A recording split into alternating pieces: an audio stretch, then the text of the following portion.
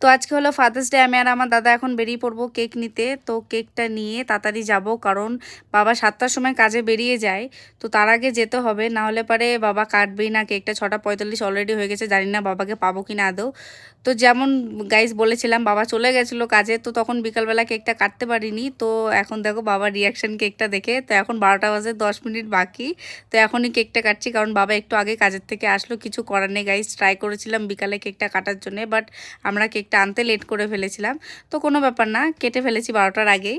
তো এখন বাবা কেকটা কেটে নিচ্ছে। তো বাবার বার্থডে আমরা করতে পারি না, কারণ বাবার কোনো বার্থডে ডেটই নেই। মানে আমার ঠাম্মা কোনো ডেট জানে না। মানে আগেকার দিনে হয়েছিল তো আমার বাবা, তার জন্য আমার বাবার বার্থডে করতে পারি না। বাট ফাদার্স ডের দিনকে সেলিব্রেট করি আমরা ছোট করে একটুখানি। তো এটা আমার বোন আর এটা আমি।